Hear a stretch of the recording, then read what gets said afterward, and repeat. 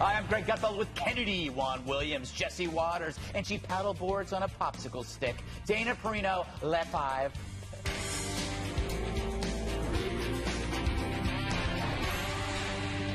Always have to be prepared to walk. I could have signed an agreement today, and then you people would have said, oh, what a terrible deal, what a terrible thing he did. No, you have to be prepared to walk. And, you know, there was a potential we could have signed something today. I could have 100% signed something today. We actually had papers ready to be signed, but it just wasn't appropriate. I want to do it right. I'd much rather do it right than do it fast. They wanted to denuke certain areas, and I wanted everything. And the sanctions are there, and I didn't want to give up the sanctions unless we had a real program. Mm-hmm. And they're not ready for that, and I understand that fully. I really do. I mean, they spent a lot of time building it, and that doesn't mean the world has to be happy. But I wanted them to denuke. Chairman Kim, are you ready to denuclearize? If I'm not willing to do that, I won't be here right now. That's a good answer. Wow, that might be the best answer you've ever heard. All right, so how do you know when the media roots for failure? When they spend days saying Trump will give away the farm, then mock him when he doesn't. The surprise ending to this very Trumpian cliffhanger is nothing. This is the second time the United States has lost in Vietnam. Strike one in Singapore. He didn't get a deal with Kim Jong-un. Now it's strike two in Hanoi. Once again, no deal to denuclearize North Korea, something that he staked a lot of his legacy, a lot of his presidency on. So Trump left without a deal. Now, if you believe that this is A, a sign of failure, B, represents the whole process, then C, you flunked this quiz. Fact is, walking away is part of the process, which is slow and odd. Sometimes it's better to appear going backwards or making nice, even when it looks really bad. But the lines of communication exist, even when they're crossed. So by walking away, a part of negotiating, we actually move ahead. Trump went there, told the guy, hey, the sanctions stay. That's a first, and that's progress. And it could be that North Korea is unsolvable. But if there's a solution, it involves talking. And I don't know about you, but I feel safer than I did a year ago because of talking. Remember Hawaii? But if you still believe that we conceded a lot with just a meeting, then you're a relic, preferring to settle things through the currency of corpses, meaning war, old people throwing bodies at each other. For you, blood is an endless commodity. But for the more peaceful types, we'll see what happens, was a daring alternative to the status quo, which is having bureaucrats in Hawaiian shirts telling your family to seek shelter. So this is going to take a while. It's long-term effort with short-term pain. The long-term benefit will bring peace. Short-term pain, the media, who screws the world over by making any deal look like a concession. In short, Trump has a long game, which is better than the media, which has no game at all. Jesse, the media is gloating even though they make the world less safe. Yeah, you shouldn't be celebrating the fact that North Korea still has missiles pointed at us. It's a very hard problem. If it was easy, the last three presidents would have solved it. Yes. I don't like the way they set him up. They say he was going to go over there and sign a bad deal to distract from Cohen. So he goes over there, doesn't sign a bad deal, and now they say he can't deal. Yes. I think what happened was... But he did distract from Cohen. Yes, he did. Yes, he did. And we'll have Cohen next on the B block. It could be in the A block at any time. Honestly, I think what happened, nice tease, I think what happened is the Chinese probably told Kim to scuttle this thing, to use this as leverage for the trade deal, because remember, Trump said he was going to drop the tariff increase on March 1st. So it's a big kind of gamesmanship between Xi and Trump, and like he says, we'll see what happens. I don't like the deal at all. If they wanted to destroy their main nuclear plant in exchange for dropping all sanctions, that's crazy. It's you know, an obvious phrase, but no deal is better than a bad deal. It's very easy to do a deal, and I think the media likes the idea of a deal, and they don't care what's in it. It was easy to make the Iran deal. Just give them a bunch of cash and let them keep all their missiles. I mean, it's easy to do deals. It's very difficult to do tough deals, and this is a long-term problem. Dan, this is what you call a lose-lose proposition with the media. If he made a deal, they would say it's a concession. So he doesn't get a deal. Now he's just incompetent. Right, and that's why I think that leaders have to ignore it. Yeah. You just do the right thing, and you move on. You explain it the best that you can.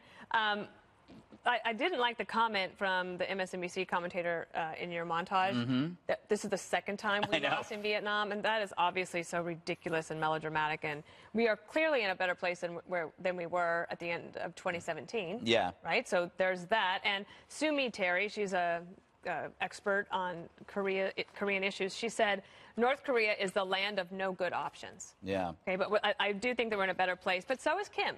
Yeah. So now he is in an elevated position. He's like, oh, yeah, look at me. And he's got a little bit of swagger, but he also has our attention. So I don't think that the sanctions are going to get any easier for him. I don't think that his buddies, the Chinese or the Russians, are going to necessarily be of help to him. And he has just raised the bar so high for a third summit that he's going to have to give something. Because apparently there is reporting that the Secretary of State was warning the president, this guy is not coming with good intentions. He doesn't have any plan to do it, but we went ahead with the summit anyway. But now we know where everybody stands. Yeah. Kennedy, he didn't look that well when he was there, Kim. Didn't he? No, he looked tired, slow, and corpulent. Yeah, kind of sweaty. Those are three adjectives I don't want associated with me when I'm negotiating a big peace treaty. But I will say this. I think the president's right when he says that North Korea can become an economic powerhouse. That's absolutely true. And I think there are a lot of countries in the world who would like to do trade with North Korea that is denuclearized, where the labor camps have been opened and those poor prisoners, those who have survived, are freed, as are their families. And that would be a great story. And I think there are a lot of people who would be snapping up bargains. But I don't think Kim Jong-un would be the leader in such a climate. I really, and he knows this, that if he gives up his nukes, he gives up his power, and he really has nothing else to offer his country, because once they realize that that free market barn door can swing open, those horses are going to leave in search of economic mobility and opportunity. And he, by definition, he doesn't want to offer that to his people because he wants to remain in control. He doesn't know how. Juan, one of the consequences of playing nice is that you play too nice. And I think President Trump got a lot of guff from the media over his statements over Otto Warmbier about saying that he took President Kim Jong-un at his word, and that did not play well here. What are your thoughts? Well, I think it particularly didn't play well with Republicans because, I mean, even on this show and this network, we have talked about Otto Warmbier as a victim of a tyrant, and what we've seen from his parents is absolute torture with what they're going through for their kid. And then you have President Trump today saying he takes Kim Jong-un's word. Well, I mean, a lot of people, I mean, Rob Portman from Ohio, but also, a number of the leading Republican senators said, that's unacceptable. Why would you do that? So to me, this plays into, I think, President Trump thinks that the key to negotiation is flattery. Right. That I can build a personal relationship, I'll make you feel loved and secure, and then we'll make a deal. Well, it clearly didn't happen. And I think that for lots of people in the foreign policy establishment, they think, well, why don't you do it in a more substantive way in which you think about and plan what it is you're willing to do and what you think the other guy will do? Instead, Trump says, I don't believe our intelligence agencies. I don't believe Dan Coates. I don't believe Gina Haspel. They're wrong. I believe Kim Jong-un. Well, that destabilizes us. And then we give him a platform. Dana was picking up on this. We've elevated Kim Jong-un in this process. Jesse says, hey, well, maybe it's about China and the tariffs deal, and China's putting pressure on them. But again, who put themselves in that position? It was us, because rather than go about serial, step-by-step negotiation, we just took a flyer here, and it really didn't work out. All right, we got to toss to, guess what? We have Michael Cohen. He's speaking. There he is. Other than it was very productive. As I said, I'm committed to telling the truth, and I will be back on March 6th to finish up. There's more to discuss. So thank you guys so much. I'm sorry you guys had to stick around all day long. All right, we'll have more of that exciting news in a moment. So, Dana, you were about to say something. I was going to say something. One is that there's something about the need to be willing to take risks. in life. Okay, you hear that. So no risk, no reward. That you live your life by that, Dana. No risk. No, that's true. Well, that's true. Risky business. Actually, I don't really Dana Perino. You took that plane to Mexico. That was only one time. I learned my lesson.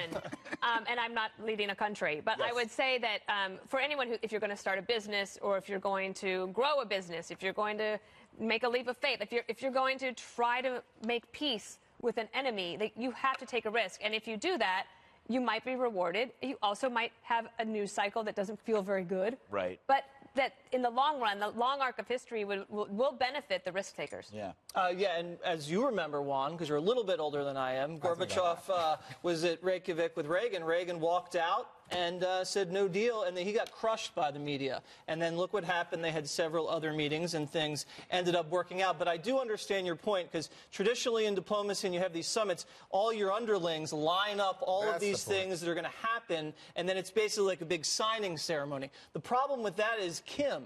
He's a dictator, and he doesn't have any underlings that he can farm out any responsibility to. Well, and he refused to let them talk to the Secretary of State, which I think should have been a tell. Yeah, of course it's a tell. Right, so it's all Trump, it's all Kim. They're the only individuals that can make this deal, and it's not a lot of time. As I said, Otto Warmbier really bugs me. I agree. I really bugs me. But I don't understand why you take the word of, like, this Saudi prince, Mohammed bin Sultan or whatever. Salman. I don't understand why you take Vladimir Putin's word over our intelligence people. And now you take Kim Jong-un over our intelligence was obvious. Well, with me either. I think ultimately he's just trying to find peace, and he thinks that's a strategy to do. But that's not a risk. That's an insult to us as an American people. I think it is a risk, and what I want to hear from is the Warmbier family. We do know that the chief negotiator agrees with Trump, the Israeli paratrooper Mickey Bergen, who negotiated it, agrees with Trump with what Trump said. But I would like to know the family, because Trump has a good relationship with the Warmbiers. Great relationship. So let's wait and see. Okay, President Trump unloading on Michael Cohen. Hear from him next. Just minutes ago, Michael Cohen leaving Capitol Hill after his third day of congressional testimony. He was meeting behind closed doors with the House Intelligence Committee.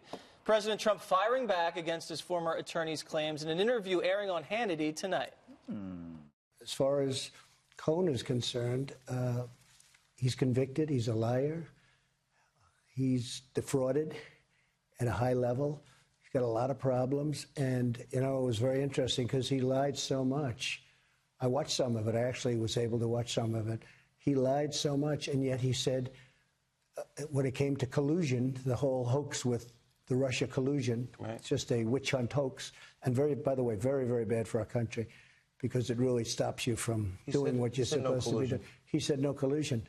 All right, so no collusion. No collusion. That was the only part he didn't lie about. That's right. That's right. That's what's hard about that argument. Dana, so if he did have the goods on collusion or anything like that, he probably wouldn't be going to jail. He probably would have cut a deal with the prosecutors. I guess, maybe. I mean, we don't know what's in the Mueller report, so I don't really know. I would ask two questions about the hearing. Did it move the Democrats closer to impeachment? No. No. I don't think so. No. In fact, I think that's pretty much consensus. Really? No. No. Number two, does it change anyone's opinion about the character of Donald Trump? No. So there's really don't say nothing, Berger. Are you going to say this was a nothing, Berger? Okay. No, I think it was a hearing that had to happen. I think it's now behind everybody. The only thing is, I think that there might be an excuse for the Democrats to be able to say we need some more hearings. If you look at Congressman Ocasio-Cortez's questions about money laundering and the insurance claims and the way that she walked down that, and she said, do you think we need to get more information on this? And you need to seek the tax returns. He says, so what exactly did she allege? That he was devaluing the properties in order to pay less taxes? I don't know. This is what I think. I think that somebody within maybe SDNY or somebody suggested that would be a good question to ask and get him on the record, because then it allows them to pull more strings. But again, I think that on the two big questions, the answer was no. Okay. Greg Gutfeld. I have to say, the best analysis came from Geraldo. He found more in Al Capone's vault than that. Cohen, in a way, the only thing that strikes me, obviously he's a rat, but he exchanged his rat costume for a different rat costume yesterday. He's like Smollett. He knows the media's weakness. Where Smollett knew that a hate crime would get him somewhere, that was the currency. Cohen knew his currency was anti-Trump platitudes. So because he knows that's the opiate for the media, still hurting from 2016. So when he did that soliloquy yesterday, it was like he was running through everything you say at a cocktail party about Trump, in case you got to say Trump. And the media, meanwhile, is like going like, God, this is huge, a bombshell. But it turned out to be more like a mild rash that was gone by the next day. No collusion, Cohen. It's a 24-hour flu. Yes, it was, which I think I might have. Well, Juan, do you agree with Dana's assessment that the Democrats are not any closer to impeachment after the Cohen hearing? Well, that's a funny one, because I think Dana laid out the scenario exactly right, which is that now you have the Democrats calling for more testimony. People like, is it Alan Weinstein, who's the chief financial officer? Weisenberg. And so I think they're going to bring him in. I don't think he can testify. He has immunity well, from the at the Southern District moment, of New York. I think he will be called, Dana. And I think that other people who are in the same orbit in terms of the finances, the deals that were made, the kind of corruption that Cohen suggested with regard to how Trump presented his finances. So now they're investigating private business deals from decades ago? Well, they will, because the door is open. Okay. But let me just say, the key here to me is, forget what Michael Cohen said, because you can call him a liar. But you can't forget the documents he produced. He produced documents that showed that as President of the United States, while in the office, the president was involved directly in paying off this porn star. And that is a crime. Personal expenditure. Oh, I see. I've said it so many times. Thank you. You can be the lawyer, but he I'm just telling you. He would have done it years before and years after. A campaign finance fine. That's what we're talking about. All right, Kennedy. It's interesting because a couple things. It was very funny when Michael Cohen was asked whether or not he wanted a job in the White House. He said, no, absolutely not. I think we have that on tape. Could we hear that and then hear his answer before? You wanted to work in the White House. No, sir. You didn't get brought to the dance. I did not want to go to the White House. I was offered jobs. Is there a chance that he'll ask me to go to Washington? Oh, there's absolutely a chance he's going to ask you to go. I certainly Would hope you so. go? 100%. 100%, Kennedy. He didn't want to go. Absolutely not. And then he said he was so proud of being the personal attorney to the President of the United States. He's proud to be the personal attorney to the President, whom he's just called a liar, a cheat, and racist. Why would you want to be associated with that person in any capacity? Because those are three things about someone I certainly wouldn't want to associate myself with. Oh, wait, didn't he say that before? No. Oh, I thought he was saying that he was proud to have been this guy's lawyer for 10 years. No, he said that he didn't need a job in the loyal. White House because he was just so proud to be the personal attorney to the President of the United States. Right. So you're right. He wanted to continue to be Trump's personal attorney. If he knew for years and years, even through his Stockholm syndrome, that the president was so compromised and awful and racist, and now he's willing to come forward and open his heart and shed his tears because his life is ruined, the whole thing is so stank malarkey. And now he's a hero.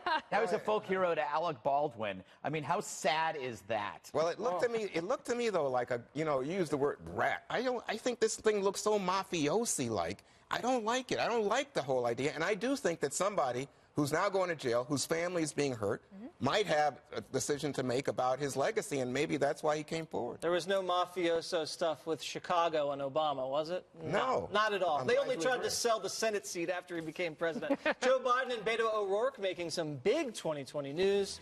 Hear it up next. 2020 race. First, Joe Biden hinting yet again that he could be close to announcing a possible presidential run. Yay. We just had a family meeting with all the grandkids too, and there's a consensus that the most important people in my life want me to run. I don't want this to be a fool's errand. I want to make sure that if we do this, and we're very close to getting to a decision, that I am fully prepared to do it. I have not made the final decision, but don't be surprised. Beto O'Rourke revealing he's made a decision about 2020. He says he's excited to soon share how he can, quote, best serve our country, end quote.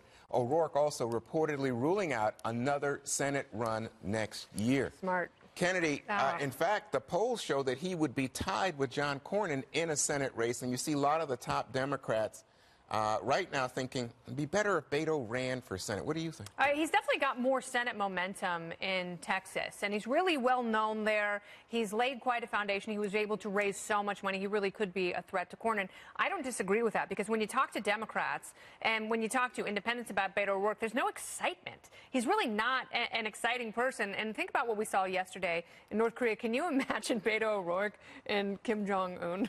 Like, what kind of a conversation they would have? It would just be so weird. He's so dorky and awkward. And for some reason, he's infuriating to me. But what I do think is going to happen, he's such a beta male. Like, his nickname Beto is so appropriate, because you just swap out an A for the O. And he is Beto O'Rourke. I think that he wants to be vice president, which is just god-awful.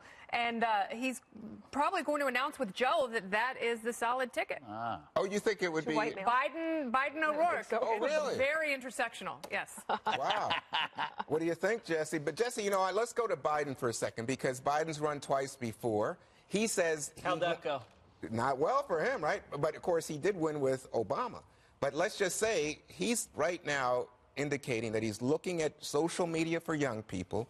He wants to understand if the support that he's hearing about now is sincere, if it's solid, or if it will dissipate once he announces. I'm glad you brought that up, because this is an actual quote from Joe Biden. He said, "We're taking a hard look at whether or not this alleged appeal I have, how deep does it run? Is it real?" Oh.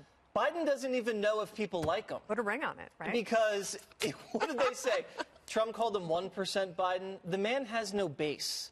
He's going to get out there, and it's going to just deflate. Remember Rudy Giuliani? High poll numbers in the primary in the 20s. And he actually, when the rubber hit the road, it just went, woo, right downhill. I'm going to wait till Florida. And that's what's going to right. And that's what's going to happen to Biden. The minute Biden gets into a debate, and Kamala and Pocahontas and Booker, they start sinking their teeth into him, I think he's too clumsy to handle these attacks on identity, and he's not going to last, and he should just go out, make money.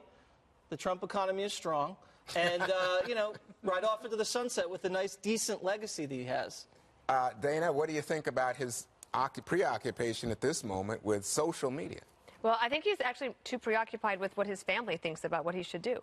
I mean, it's like we've been in this family focus group with him for about 2 years, as his grandchildren want him to run. Like, my grandfather would have been an amazing president as well. Leo Perino, he would have been amazing. Wait, how old are his grandchildren, by the way? I'm not sure, but the peekaboo game from Biden and Beto is tiresome, and I think a couple of things. One, indecision is going to turn off the hard left. If you can't show that you are able to, you have what it takes, you have the fire in the belly to take on Donald Trump and to run against this guy, then you're just not going to get them. But neither of these two need to give themselves any artificial deadlines. If I were Biden, I'd wait.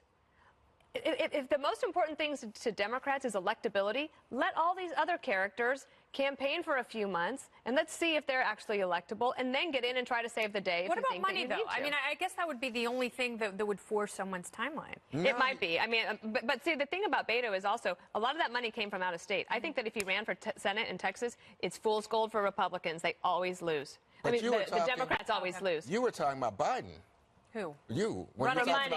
For money, yeah. No, I was talking about Biden trying to figure out when to get in. If I were Beto, I would run now, because Joe Biden had a moment to run. It was 2016. He chose not to, and I think maybe the time has passed. But if he would come on the show for the daily briefing, I would. That'd be great. That'd be great. We suggest you do it, Mr. Vice President. By the way, I think you got to give him a little space on the family stuff, because Bo's No, I know. Look, I don't want anyone to suggest that. Look, I understand that. Of course, his son, who passed away, said his dying wish was, "Dad, I want you to run." But since then, the clip we just showed, my grandchildren think I should run. I'm like, okay, but at some point, you got to show that you think that you want to run against Trump because you want to run for the country, not because your grandchildren want you to. So, Greg, I want you to take on Kennedy, because Kennedy is putting down Beto O'Rourke as a beta male. I want to talk about Beto and Biden. First, every time I see Beto is not exciting. He's excitable. Yeah. Every time I see him, I think of a buzzed with his arms. Yeah, he's like a buzzed college kid at Thanksgiving dinner,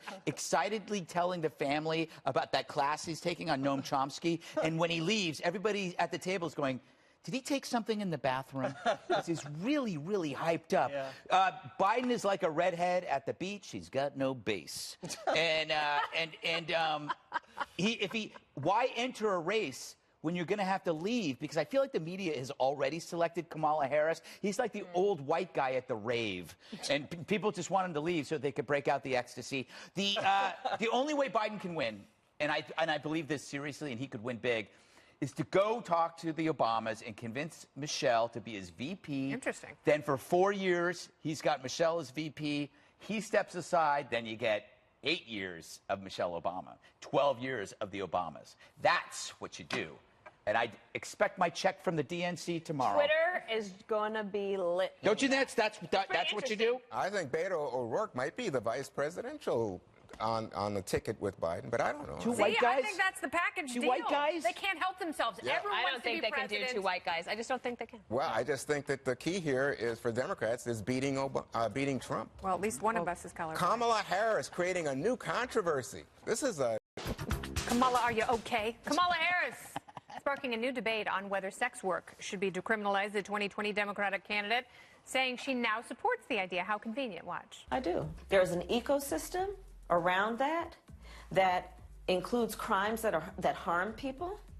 And for those issues, I do not believe that anybody who hurts another human being or profits off of their exploitation should be free of criminal prosecution. But when you're talking about consenting adults, I think that, yes, we should really consider that we can't criminalize consensual behavior. Oh, how big of you! Well, she's being accused of hypocrisy for those comments, given her record as a prosecutor. And in 2008, when they were talking about decriminalizing sex work in the great city of San Francisco, she said, I don't want a bunch of pimps and prostitutes coming here, and was instrumental in shutting down Backpage.com, where sex workers were able to screen prospective clients. Dana. Well, I was just going to say that when you're a prosecutor, though, your job is to prosecute whatever the laws are. So, as you can have you could there are a lot choose of laws. not to, or not. There are a lot of laws, but that's the and there's thing. a lot and you're of allowed to change your mind, especially in the state of California. But if somebody changes their mind and you're for it, shouldn't you just say, great? No, because I worry they're going to change their minds back to something that I despise out of convenience and political opportunity. She's done the same thing with cannabis. And there are a lot of people rotting in prison in California because of some of the decisions that she made as a district attorney and attorney general. And now she's conveniently saying, well, if it's consenting, if it's a consensual transaction between adults. I don't think she believes that. Greg? Where do you stand on all of this? She's running on pot and hookers, and I think that's awesome. I'm with Dana. I think if somebody changes their mind, I will support them. Van Jones created a stir at CPAC for telling conservatives they deserve credit for prison reform. So I do have to say that she deserves credit for, I don't know, what you call legalizing sex work. I do believe I don't have to convince you.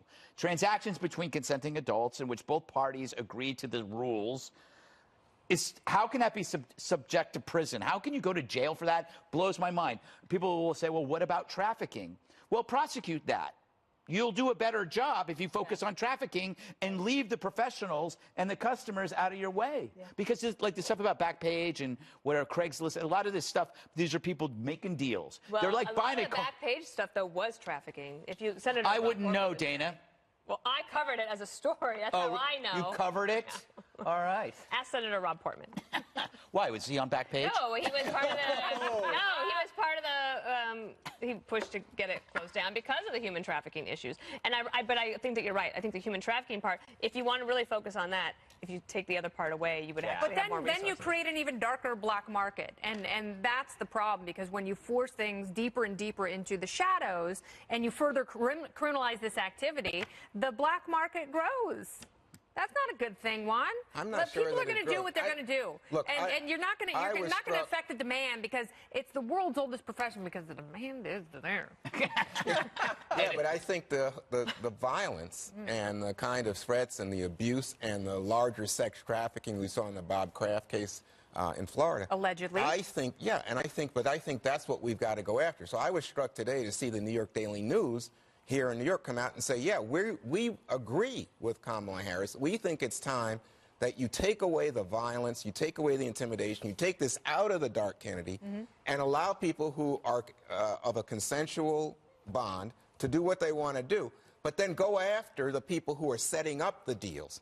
That, to me, makes sense. I think it's a waste of our resources to go after what you just described as the oldest profession in the world. I think she forgets she's running for president of the United States of America and not California. Look at these radical positions she's taken. Legalize prostitution. She's for reparations. Legalizing weed. She wants to get rid of Columbus Day and replace it with Indigenous Peoples Day. She wants to get rid of private health insurance. She is pro-Colin Kaepernick. She is pro-Green New Deal. She is for open borders and partial birth abortion. If she's going to have to tack back to the center if she gets this nomination, she can get shredded by the president. It's going to get ugly. Are you her communications director? I should be. I think so. If she wins, I'm going to need the pot and the hookers. And so much more. And guess what? It's Wildcard Wednesday on Thursday.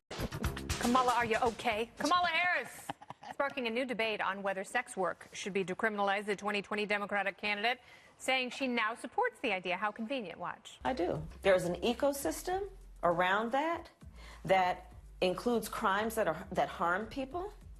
And for those issues, I do not believe that anybody who hurts another human being or profits off of their exploitation should be free of criminal prosecution. But when you're talking about consenting adults, I think that, yes, we should really consider that we can't criminalize consensual behavior. Oh, how big of you! Well, she's being accused of hypocrisy for those comments, given her record as a prosecutor. And in 2008, when they were talking about decriminalizing sex work in the great city of San Francisco, she said, I don't want a bunch of pimps and prostitutes coming here, and was instrumental in shutting down Backpage.com, where sex workers were able to screen prospective clients. Dana. Well, I was just going to say that when you're a prosecutor, though, your job is to prosecute whatever the laws are. So, as you could have there are a lot choose of laws. not to, or not. There are a lot of laws, but that's and the there's thing. a lot and you're of allowed to change your mind, especially in the state of California. But if somebody changes their mind and you're for it, shouldn't you just say, great? No, because I worry they're going to change their minds back to something that I despise out of convenience and political opportunity. She's done the same thing with cannabis. And there are a lot of people rotting in prison in California because of some of the decisions that she made as a district attorney and attorney general. And now she's conveniently saying, well, if it's consenting, if it's a consensual transaction between adults. I don't think she believes that. Greg? Where do you stand on all of this? She's running on pot and hookers, and I think that's awesome. I'm with Dana. I think if somebody changes their mind, I will support them. Van Jones created a stir at CPAC for telling conservatives they deserve credit for prison reform. So I do have to say that she deserves credit for, I don't know, what you call legalizing sex work. I do believe I don't have to convince you. Transactions between consenting adults in which both parties agree to the rules, how can that be subject to prison? How can you go to jail for that? Blows my mind. People will say, well, what about trafficking? Well, prosecute that. You'll do a better job if you focus on trafficking and leave the professionals and the customers out of your way. Yeah. Because like the stuff about Backpage and whatever, Craigslist, a lot of this stuff, these are people making deals. Well, they're like buying a lot of Backpage stuff, though, was trafficking. If you send it, I wouldn't know, Dana. Well, I covered it as a story. That's how I know. You covered it? Yeah. All right. Ask Senator Rob Portman. Why? Was he on Backpage? No, he was part of the... No, he was part of the... he pushed to get it closed down because of the human trafficking issues. And but I think that you're right. I think the human trafficking part, if you want to really focus on that, if you take the other part away, you would actually have more resources. Then you create an even darker black market. And that's the problem, because when you force things deeper and deeper into the shadows and you further criminalize this activity, the black market grows. That's not a good thing, Juan. I'm not sure people are going to do what they're going to do. Look, and you're not going to affect the demand, because it's the world's oldest profession, because the demand is there. Yeah, but I think the violence and the kind of threats and the abuse and the larger sex trafficking we saw in the Bob Kraft case in Florida. Allegedly. I think that's what we've got to go after. So I was struck today to see the New York Daily News here in New York come out and say, yeah, we agree with Kamala Harris. We think it's time that you take away the violence, you take away the intimidation, you take this out of the dark Kennedy, and allow people who are of a consensual bond to do what they want to do, but then go after the people who are setting up the deals. That, to me, makes sense. I think it's a waste of our resources to go after what you just described as the oldest profession in the world. I think she forgets she's running for president of the United States of America and not California. Look at these radical positions she's taken. Legalize prostitution. She's for reparations. Legalizing weed. She wants to get rid of Columbus Day and replace it with Indigenous Peoples Day. She wants to get rid of private health insurance. She is pro-Colin Kaepernick. She is pro-Green New Deal. She is for open borders and partial birth abortion. If she's going to have to tack back to the center if she gets this nomination, she's going to get shredded by the president. It's going to get ugly. Are you her communications director? I should be. I think so. If she wins, I'm going to need the pot and the hookers.